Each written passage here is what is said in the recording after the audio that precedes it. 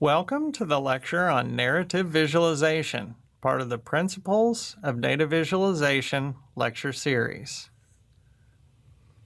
Now we'll begin today by discussing how do we create a narrative visualization? What is this thing? So the best way to think about what is a narrative visualization is that we're building our own little documentary film. So we're going to have visual images, and it's going to be about a presentation of evidence. So given that we're going to be presenting evidence, what evidence is the most appropriate? What evidence is the most persuasive? How can we get our point across? How can we create a strong argument for a particular position? And then we have to develop what is the best way to structure the narrative. So just like a filmmaker or a storyteller like Stephen King might put together a particular narrative, we have to come up with a way to construct our own story. So we'll start with this famous single frame view of a visual data narrative. So this particular data visualization was created by Charles Minard. He was a French civil engineer, and believe it or not, it was created in the 19th century. And what this visual data narrative is about, it tells the story of Napoleon's march into Moscow. And I'll begin to walk you through the different components of it. So we can see up there at the top, even though it is in French, we can see that this is an introduction. It gives us a particular time frame. So it's in 1812, 1813, and it gives us a little bit of an introduction on what we're looking at. Now, this is a geographic map. So we can look at this visualization. We can see some rivers on it. If we look at the different labels that are on the map, these are different towns, different cities or towns that are scattered throughout Eastern Europe. And where we begin over on the left side, we begin over on the furthest western part of this march. And we can tell with our tan line here that is representing or encoding troop strength. So the number of troops that were in the Napoleonic Army that began this campaign is represented by that very wide tan line. And we also see labels that give us the particular troop count at different points along the way. So we can see here, using Bertin's principle of the thinness or thickness of a line encoding information, that the troop strength is pretty strong here when we begin. Then the march begins from left to right. And I also want to bring to your attention that we're moving along the arrow of time. So as an audience, we expect that time is going to move from the left-hand side of the page to the right-hand side of the page. And that's how this visualization, at least the first half of it, begins. So we begin to proceed with the march from left to right. And one of the things that we begin to notice is that the line is getting narrower as we move from left to right. And what's happening here, if we look at the bottom of this visual data narrative, is there's also a diagram of the temperature. So we can see the temperature at different points in time. And for those of you guys that have studied history or those that have not studied history, what's happening here is as the troops proceed along this particular path, troops are lost in battle, and they're also freezing to death as they proceed in their march toward Moscow. So as they reach Moscow, we can see, if we were to compare the troop strength, it is at a fraction of what it began. We then can follow the retreat of the Napoleonic Army with the encoding of the black line. So we see troop strength at a considerably less amount, and then they begin to march back to where they came from. and we can see that the troop strength continues to degrade over this particular distance, significantly impacted by the cold, of course, and different troops freezing to death. Particularly notable, we can imagine that there probably won't be a great deal of fighting on the retreat, not too many battles on the way back. However, troop strength is continuing to drop off at a fairly high rate of speed. And so then we might step back and say, okay, so what's the story here? What are we looking at? What's the story of Napoleon's march into Moscow? Well, I think the story goes something like this. Napoleon's march to Moscow starts off very good. A crisis is reached from both temperature and having to endure military battles along the way. The greatest battle is against the elements in the distance. Napoleon reaches Moscow and then forces a retreat, facing some of the same environmental forces, ultimately returning from where they began with a fraction of the army at the beginning. So this is the story. This is an example of a single view, visual data narrative. Hopefully it gives you at least an early idea of what we're talking about, and that this can in fact be accomplished with one data visualization. As well, we might have a moral of this story. The moral of this story is do not invade Russia, or do not try and take Moscow in the winter. Something that was repeated in history. Hitler attempted to repeat this process, not learning from Napoleon's experience, and the outcome was exactly the same. So this brings forward a conversation about, okay, what does this mean for us in management? How does this relate to our particular discipline? So there was a previous wave of integrating storytelling in management theory that was brought forward by Shaw, Brown, and Bromley in a Harvard Business Review article that helped to frame what was known as strategic storytelling. And basically the position that Shaw, Brown, and Bromley made was that the story is a much more effective technique for communicating strategy to an organization as opposed to a strategic plan composed of bullet points.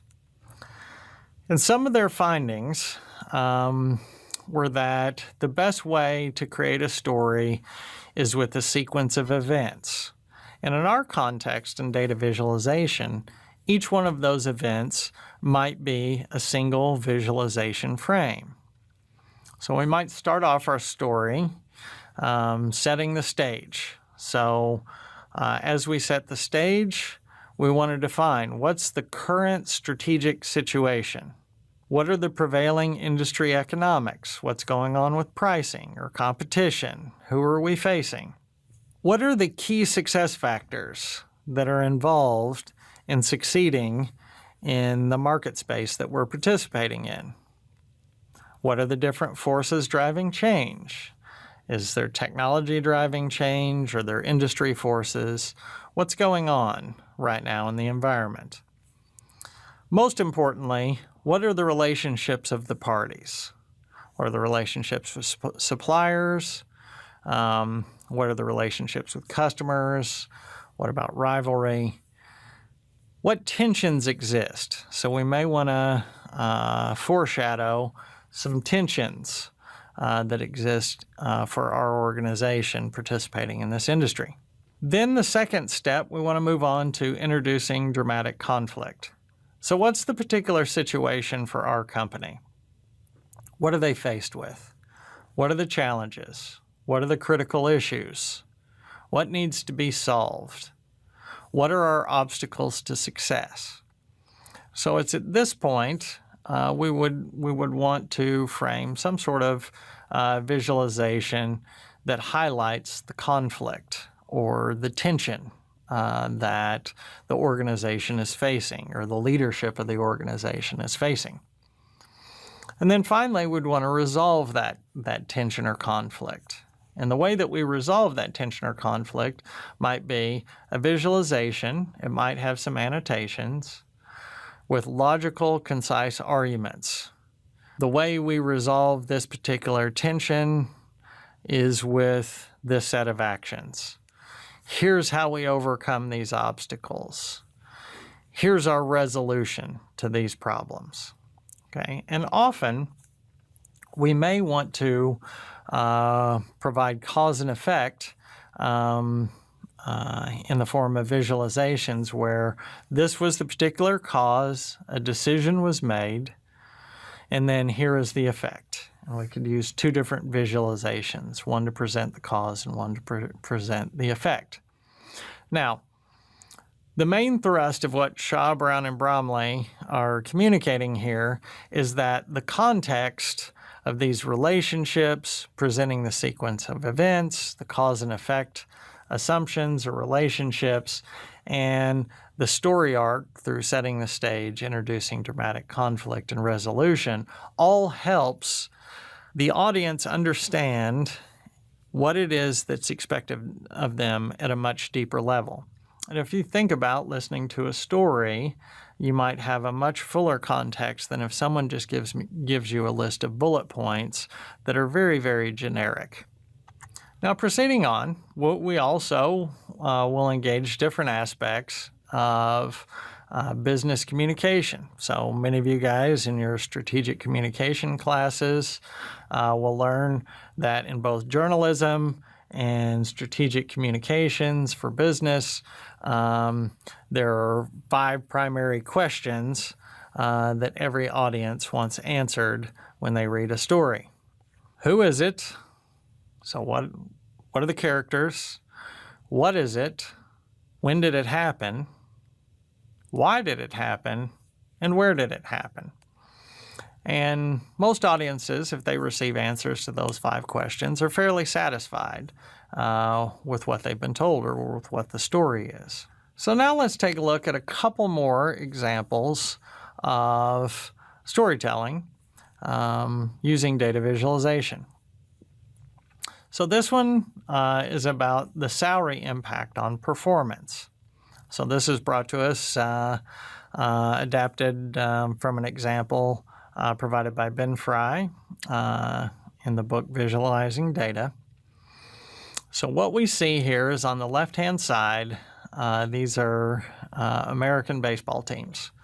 So we have the Boston Red Sox, the LA Angels, etc. And what we see on the left-hand side is a ranking of each of the teams based on their win-loss record. So we see up at the top, Boston has the most wins, 40, the fewest losses, 23. So they're just a little bit better than the LA Angels that have the same number of wins, but a few more losses, 23 losses. And then we proceed to Cleveland, a few less wins, 23 losses, etc. All the way through Kansas City, that has kind of a reverse of this, 23 wins and 40 losses. Okay, so it's a ranking, basically 1 through N ranking of teams based on their performance on the left-hand side. Then if we look over on the right-hand column, that data column is basically salary. So these are the salaries that particular teams pay, all ranked. So the highest salary in the league is the $189 million.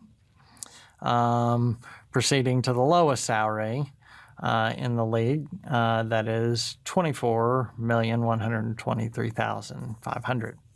Okay, so we have 2 different rankings here side by side. And then what we have for encoding is we have a number of lines, and we have a particular orientation of those lines. And so if you will recall, this is an encoding principle of Bertin's. that the orientation of the line communicates a particular type of information or particular information. So let's look at this for a couple minutes. I'll give you guys a minute to study this. I want you to pay particular attention to the angle or orientation of the lines, and then we'll come back and discuss briefly what's being visualized here and the story that's being told. So we'll start at the top left hand in the first column there. We'll take a look at Boston and the Los Angeles Angels. So what we see there is they're number 1 and number 2 on performance. And then we read across, so we follow our blue lines across to the right, and we'll see, well, based on the salary that they're paying, so Boston's paying a number 2 salary to receive a number 1 performance. So that looks like a pretty good deal for them. The LA Angels, they're paying a number 4 salary for number 2 performance. So, hey, that looks like a pretty good deal. Then we look at we look at Cleveland, and we see that Cleveland has a number 3 performance ranking. But look how low the salary is that they have to pay to achieve that number 3 ranking. So it's basically half of what, say for example, Boston or Los Angeles has to pay for just 1 slot less in ranking. So we might conclude, wow, they're really getting a great deal. And if we look further, a little bit deeper, we look at San Diego, we say, wow, it looks like they're getting an even better deal. And we might also look at Arizona and think, wow, that's a pretty good deal they're getting as well. Now, on the other side, we might scroll down and look at the New York Yankees. So the New York Yankees are a little bit below average in their ranking in terms of performance. But let's look at that orientation or slope of the red line. It goes all the way up to that top slot. And it's no secret that the New York Yankees salary is typically always the highest. And we can see that they are significantly overpaying for the underperformance that they are receiving in their ranking on the left-hand side.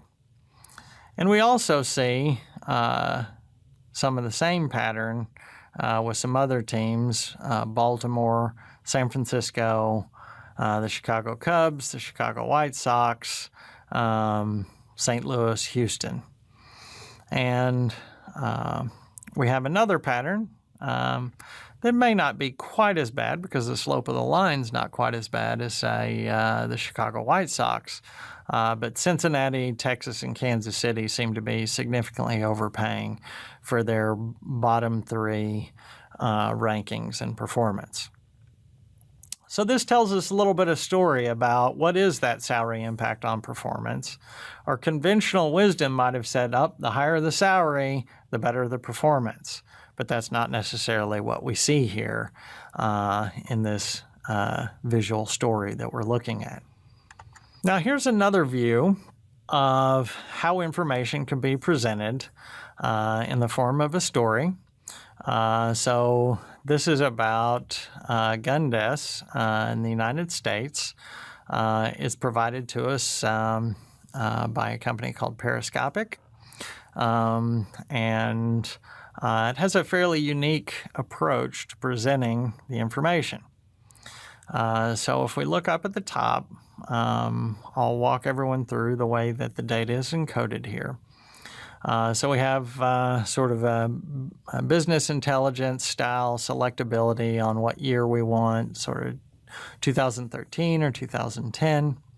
And then over on the right-hand side, we will move through the months in a particular year. So what we will see on this, encoded on this particular x-axis, is the individuals that have died from gun violence over the course of 1 year. And so what we see there is we're beginning in January. If we look over on the left-hand bottom side, we see folks start at age 0. And what we're seeing is the arc. What's represented here is the arc of their life. Now, this arc of their life is split into 2 different sections. So the first part of that arc is seen with the orange encoding. So that's the part where each of these human beings is actually living and breathing. Then you'll see at a particular point, that particular arc, that trajectory changes from orange into white. And this is the point in the expected arc of this person's life where they lost their life.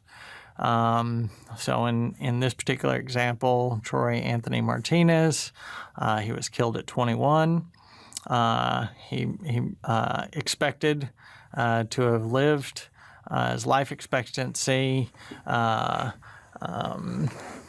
was expected to be 91 years.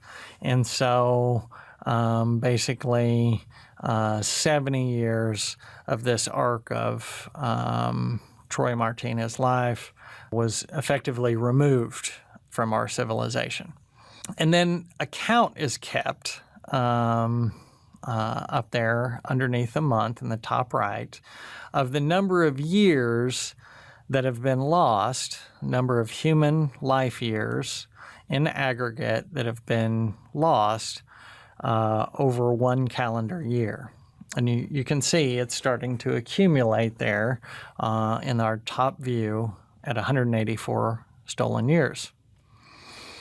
And now if we look down at the bottom frame, so this is as we reach the end of the data visualization.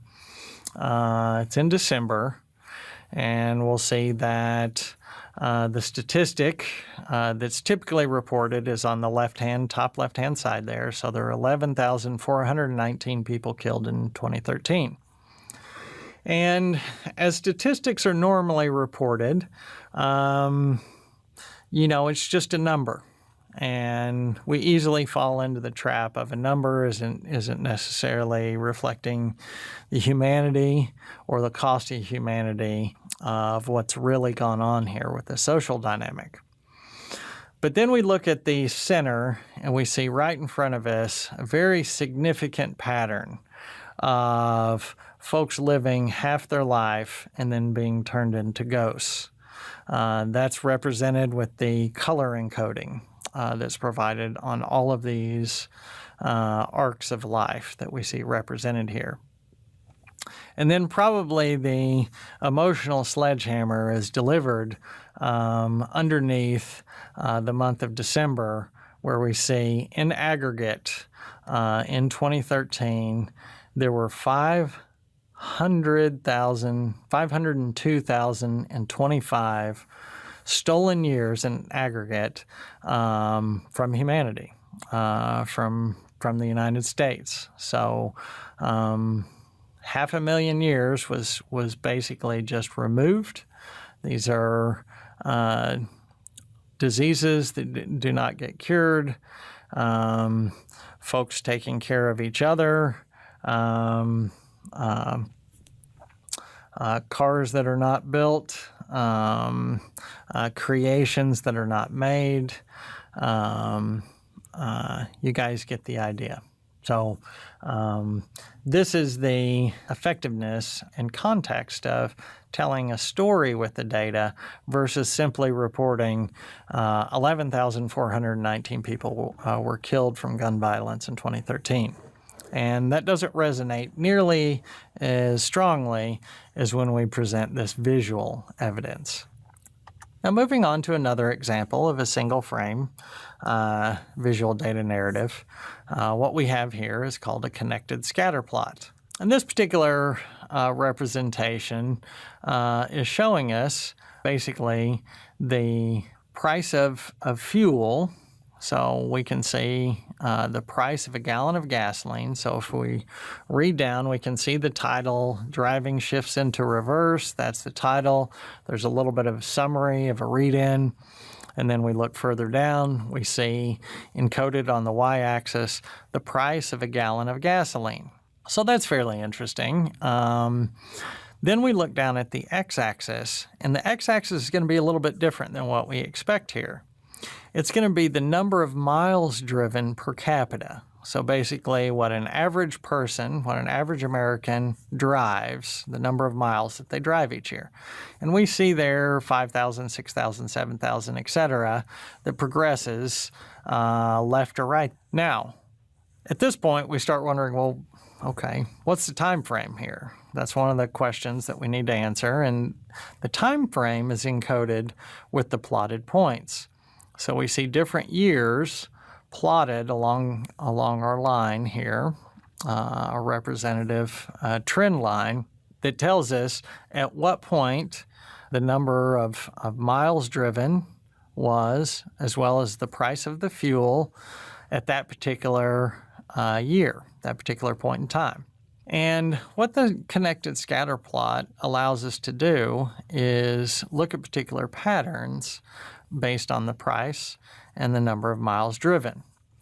Now, conventional wisdom would say, oh, for sure, when the price of gas goes up, people drive less, okay? And so let's follow our particular data visualization, our trend line, and see, does that conventional wisdom hold true? So we see this pattern over time, the number of miles driven when, if we start on the left-hand side and proceed through the years toward the right, people are driving more and more miles. Around that 6,000 mile mark, we do see a particular global event that comes into play, the Arab oil embargo.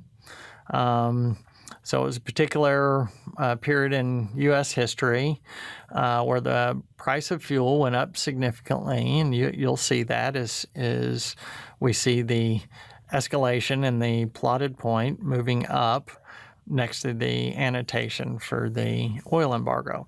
Now, we might take a look at how the trend line moves. So what we see there is when the connected scatter plot moves backwards, when the trend line moves backwards there, we're basically seeing fewer miles driven. Now, we might also be able to analyze the angle or the orientation of the line here. So that will be very helpful for us. So we might see, is that line straight up and down? Is it basically a significant angle back to the left? Or is it a slight angle back to the left? So we see here, it's sort of a slight angle back to the left. So the number of miles driven did decrease, but not really that much. For a fairly significant increase in price of fuel, so somewhere around maybe a 20 to 25% increase in the price of fuel, the number of miles driven really only drops off by a few hundred miles per year. So there's not really that big of an impact in the number of miles driven. Then we proceed over time, and we see another pattern where the price of fuel shoots up above $3 a gallon. So this particular point in time was the energy crisis in the United States. And fairly interesting pattern that we see here again is that the price of fuel probably increases by 50 to 60%, yet we see very little of a decrease in number of miles driven. So we had probably reached like 6,800, 6,900 miles per year, and it only drops back to maybe 6,700 miles per year, maybe 6,750 miles per year, something like that. So there isn't really that much of a drop-off, even though we've had a dramatic increase in the price of fuel. So then we begin to march forward. The price of fuel drops. We reach a point where it's considered record low prices, and sure enough, the number of miles driven advances. But then we get to this swing backward. And we see that the price of fuel goes from these record low prices all the way back up to these super high prices. And we do see a little bit of a swing backward, maybe a little bit more significant, maybe 400 or 500 aggregate miles less driven in a particular year. So there's a couple things that this story tells us. The conventional wisdom that significant increases in the price of fuel will significantly decrease the number of miles driven is pretty much wrong. That it's just not true. The number of miles driven seems to be acting under other forces, other social forces, rather than just the price of fuel.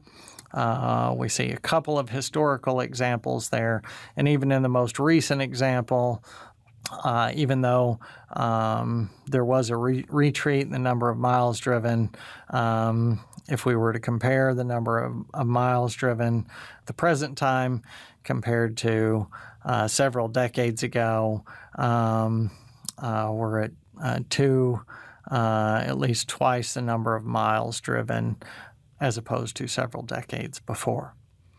So hopefully this gives us a view of how to present some evidence, how to tell the story. This is the story of how the number of miles driven is impacted by the price of fuel. And we see down along the bottom some little trend lines or spark lines with little annotations to tell us about different sections of this overall visualization. Now, I also want to bring to your attention this concept of the isotype. So as we work to humanize our narrative visualization stories, an effective technique is often to basically create characters out of our data using these isotypes. And so what you're seeing represented here are particular motor cars. So we see those represented in red there. Telephones. So yes, telephones look a lot different these days than when the original concept of the isotype was created, as well as radio sets. And, probably even the concept of radio has shifted dramatically since then. But this gives you an idea about how we might represent particular data elements. So we see up at the top there, we see sort of some cutout figures that might be sort of like a gingerbread person. And we could represent, say, units of 100 or 1,000 or even 10,000 with individual gingerbread people. Now, the effectiveness of this in humanizing our data is much greater in that it's much easier for all of us to connect with a human face or a human shape than it is with just a number. So we're much happier saying the shape of a human or the face of a human as opposed to just a number of 1,000. And some historical examples that some of you may be, or a historical example that some of you may be familiar with is with the very first release of the Apple Macintosh computer. One of the most challenging and groundbreaking aesthetic aspects to that particular machine was that it always powered on with a little icon, sort of a digital icon of a human face that began in the center of the screen. And that was probably a very early use, at least with computers and technology, of the isotype to engage a human experience. And so just use this as sort of an example of how you might use different shapes to create characters or encode your data instead of just using the number. Now, in thinking about how can I do this? How can I do this? I thought a lot about I need to provide a guide to students on how can I create my own visual data narrative. So I developed a process. And so in this 4-step process, the first thing that we'll do is we will define an audience. So who are we talking to? What is it that they expect? What are their preconceived notions? And how do I interact with what their expectations are? Second, I need to present evidence. So I need to select what is my absolute best evidence that I can present to help be persuasive on a particular point of view. Third, I need to select a rhetorical argument. So there are 3 different types of rhetoric that we can engage here. We'll walk through each of those different styles of rhetoric and how they work. And then finally, I need to provide a story structure. How do I structure a story? How do I begin it? How do I take care of what's going on in the middle of the story, and how do I wrap up a story? So from these 4 steps, we should be able to have a guide to construct your own visual data narrative on whatever subject that you find appealing or of interest to present analytical or quantitative information. So we'll start off with the structure of narrative visualization. So some of the earliest work done in this area was in an academic paper by Siegel and Heer, and it provided a particular spectrum from author-driven to user-driven of how we might structure a particular story. Now, an author-driven story is going to be basically a story that is told to the audience. So the author completely drives the story. They're making all the decisions about where the story goes and what information is relayed. So a good example of this might be an interactive slideshow. So within an interactive slideshow, the author of that particular slideshow, say for example your professor, or a particular business presentation that you're attending, the author of that particular slideshow is going to be driving the entire conversation. The audience is basically in listening or entertainment mode. And that is what would characterize author-driven narrative visualization. And it tends to be more descriptive. The author is simply explaining or telling you about the information, describing it. Now, if we look over on the right-hand side of the spectrum, where stories are user-driven, things work a little differently there.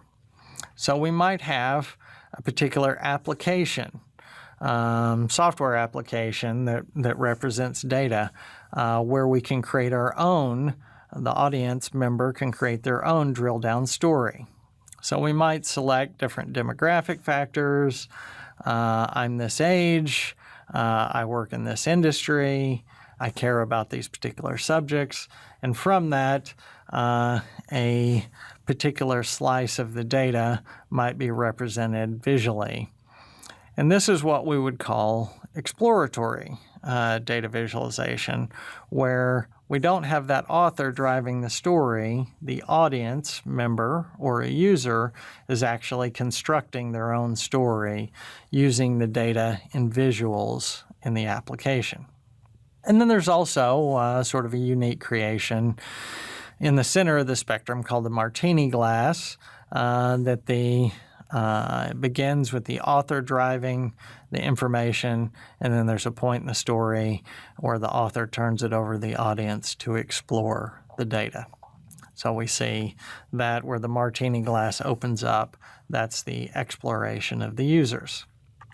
Now, I thought it might be very helpful to give you guys a map, basically a matrix of how to concentrate on a particular type of audience.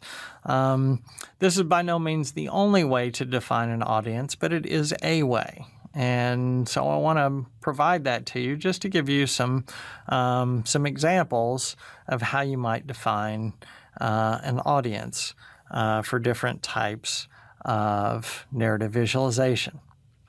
So you'll see on our y-axis there, we have our author-driven to user-driven spectrum that we had discussed.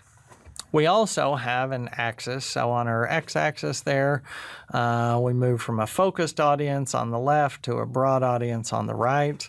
So focused audiences tend to be a smaller group of folks that may have a particular theme or set of characteristics in common. In contrast, over on the right, a broad audience is what we might think of as a more general audience, sort of an every person on the street. And with these two spectrums, we've created 4 different segments or positions, if you will, of how we might define an audience. We start off with shallow narrow.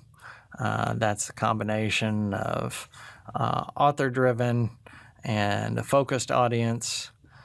We have shallow broad, so that's author-driven with a broad audience. And what we're describing here with the shallow is that the author is basically driving the depth of exploration of the information here. So when the author's driving, there's a limit to the amount of engagement of that data that the audience is going to experience.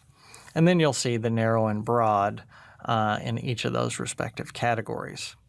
Down at the bottom, we have deep and narrow. So here we have more user-driven, a lot more engagement with the data. So that's what we get with the deep. And then we have a narrow audience, a focused audience. And then in the bottom right, we have the deep broad, where we have a lot of exploration, audience exploration of the data across a more general audience, a broad audience.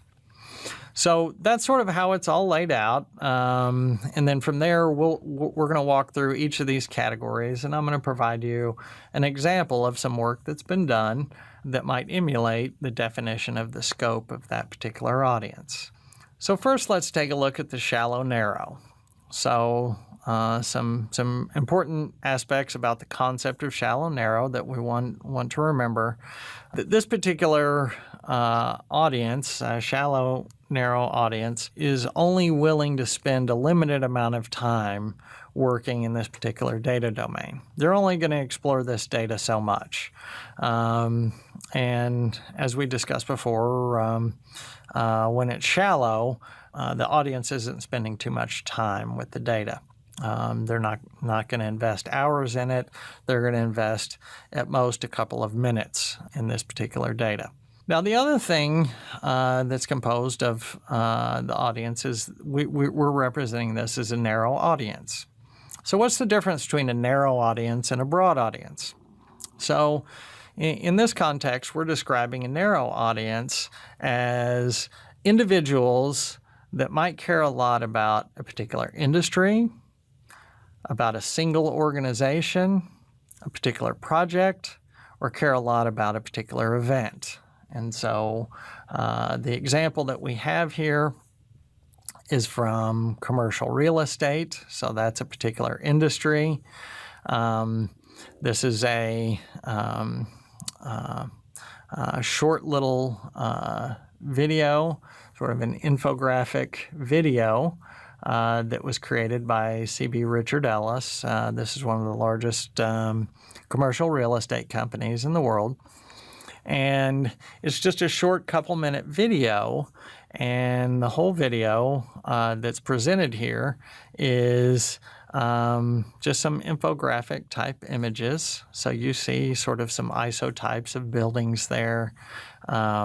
We see which quarter, what the particular revenue amount was, and they're basically communicating some of the successes of their organization with this particular infographic video. Now, sort of tracing back through how we shape this particular category of audience, the fact that it's a video is going to take care of the shallowness of our audience. They're only going to spend a limited amount of time reviewing the particular data.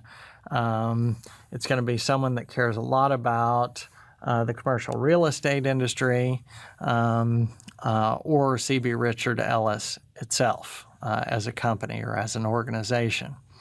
Now, it could also be about a particular project. Say, for example, Domino, a big data project that a large company is working on, or a particular event. We had,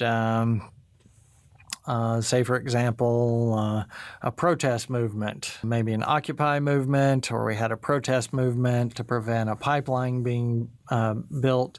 So either side, the company building the pipeline or the environmental protesters might create something like this about a particular event.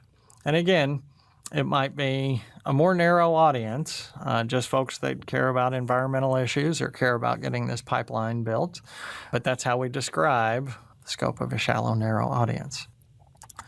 Now, moving across the spectrum, we might look at a shallow, broad audience. So how do we define that?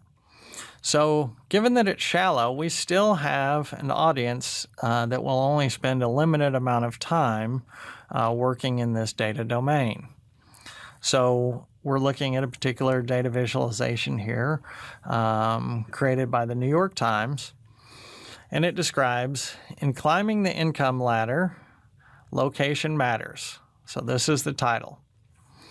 Now, given that it's a single frame data visualization, it's color encoded, and it's fairly visually appealing, this provides the ability for folks that are just wanting a quick piece of information that they might spend just a few minutes with. That covers the shallow part of the audience. But then if we look at whether this is a narrow or broad audience, we have to ask ourselves, okay, income. So what's being encoded here is a quantitative measure of income. Now, who cares about income? Well, basically everyone. Only the very few exceptions of human beings in society does not care about income. So this is how we're describing broad. So it's a general audience, a wide spectrum of interests, a large group of people that care about the same thing.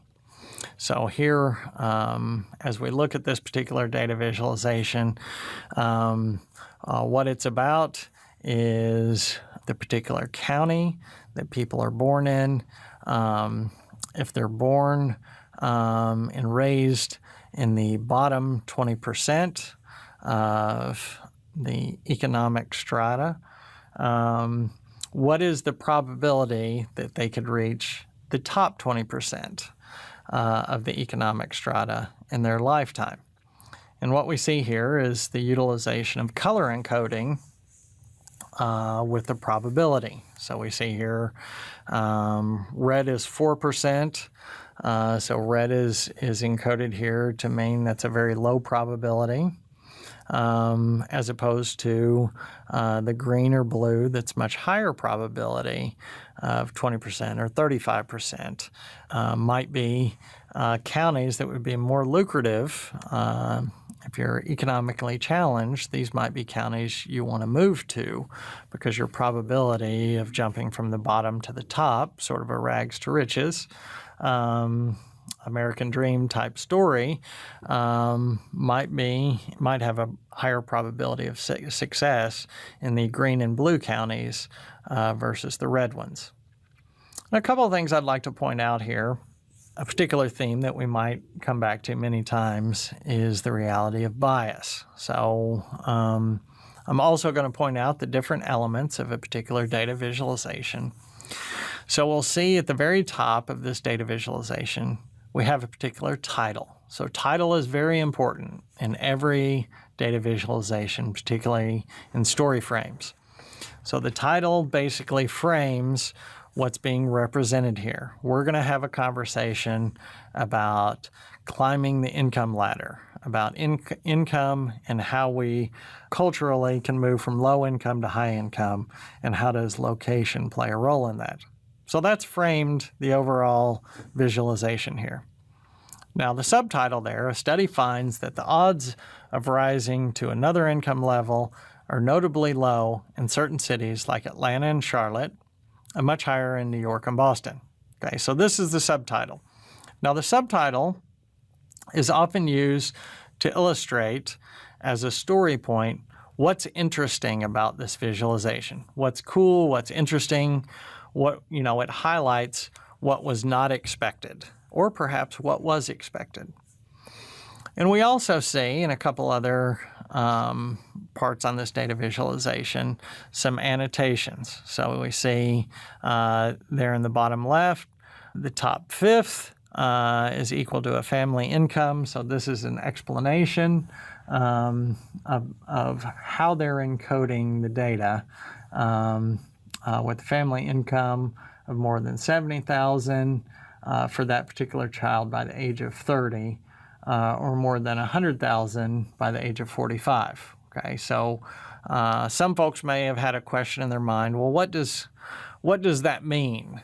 Put that into very specific terms. So it does here. This annotation specifies the quantitative aspect of how the decision's being made on encoding there in the annotation. And we can also look over on the right-hand side. So there's an annotation. In areas like Atlanta, upward mobility appears to be substantially lower than in any other rich country. Okay, so that's interesting enough. And so one of the points that the creators or authors of this data visualization are saying is that if you're born into the bottom fifth of the economic strata and you live in Charlotte and Atlanta, things are pretty tough. You have a low probability of rising to the top economic strata. Now, this is true. I think we would look at the encoding and we could say, yeah, I see it right there. Both Charlotte and Atlanta, it's around 4%. And so, yeah, that seems right. But it's the next part of the subtitle that we might want to discuss, bias. So we see the very tail end of the subtitle says, and much higher in New York and Boston. Okay, so we look up New York and Boston. Sure enough, it is higher, 9.8%, 9.7%. Okay, that's fine. But what's very peculiar about this particular data visualization from the standpoint of bias is that Boston and New York are basically in the middle. They're sort of middling cities. They're no sort of beacons of rags to riches stories. They're certainly better than Atlanta and Charlotte, but they're by no means the best place to be. And we can basically look at the way that the data visualization is represented here, and we might conclude, hey, Salt Lake City looks like a much better bet at 11.5%. We also see over here San Francisco, 11.2%. And then we can also see different areas, perhaps West Texas, some places in Oklahoma, clearly some places in the Dakotas. That probability can raise up to a third. Now, here's where the aspect of bias comes into play. Now, I'll bring to your attention that this data visualization was created by the New York Times. And people that work at the New York Times might be in love with New York. They might be in love with New York and Boston. And they might have a particular bias that says, oh, yes, New York and Boston are the center of the universe. And so everything we talk about, we should talk about New York. But the reality is there's even bias represented in their own data visualization here, that perhaps what this subtitle as well as the visualization and annotation should highlight is and much, much higher in Salt Lake City, San Francisco, West Texas, and North and South Dakota.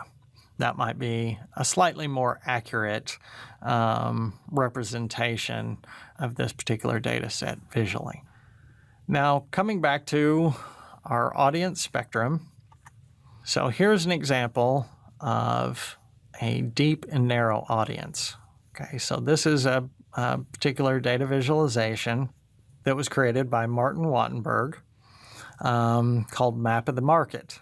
And what this is a data visualization that basically gives you a full view of every public company that's traded on the stock exchange, what industry they're in, and whether that particular company, what the size of the company is, and whether that particular company, whether its stock price is increasing today or right now, or decreasing today. Now, let's talk about this in our conversation on scoping our audience. So this particular type of data visualization is going to be more appropriate for audiences that will spend an extensive amount of time working in this data domain. So this particular data visualization was created for institutional traders of stock. So these are folks that understand the stock market, the companies that participate in it, to a very significant degree. They're working in this particular data domain for at least 8 to 10 hours a day, basically doing nothing but viewing stock prices, shifts in stock prices, what percentages they are. And so this is representing an audience that's going to spend an extensive amount of time working with this data. So we're talking about hours every single day, perhaps the majority of their time awake, as opposed to in our examples of shallow audiences that they're just going to spend a few minutes. And then we might look at, okay, we said it's a narrow audience. So in this particular data visualization, this visualization is only going to be serving audiences that are interested in the stock market. So that's going to be a smaller selection of people. So not everyone is going to live and breathe with the data that's occurring in the stock market. Some people don't care about it at all. Some people don't want to spend that amount of time. They turn that particular task for their financial future over to financial advisors. And so this just isn't part of their daily routine. It's not something that they're going to spend time with. But there are a group of people that do trade stock, that this is going to be something that is appropriate for them. They're going to spend time with it every day. And so for that more narrow selection of people, we define this scope of audience. And now finally, we'll take a look at deep and broad. Okay, so as we discussed before, when it's deep, it's going to be folks that spend an extensive amount of time working in the data domain. And then if it's broad, folks that have a wide spectrum of interest. Now, this particular data visualization application is called the Selfie City Project, and it represents folks that are interested in selfies. So who might that cover? Is that going to be a narrow group of people or a wide group of people? Well, pretty much everyone, at least up to a certain age, is going to know what a selfie is. So it's going to cover a wide spectrum of interests, and there may be selfies in all different types of contexts and dynamics. Lots of different folks interested in well, what types of pictures are people taking. So it might serve a wide spectrum of interests, different aspects about it, what age is, geography, gender, what the different facial features are, or what the moods of folks are in the particular images or pictures. And pretty much everyone on the planet takes pictures of themselves, their family, etc. So it can serve a wide spectrum of interest. As well, folks that are working with this particular data visualization application, that would be creating their own stories through exploration are going to be folks that are comfortable spending an extensive amount of time working in the data domain. So these are people that love working with selfies and finding out everything about people that are taking selfies, images. So hopefully that gives you sort of a model for what might be a deep and broad audience.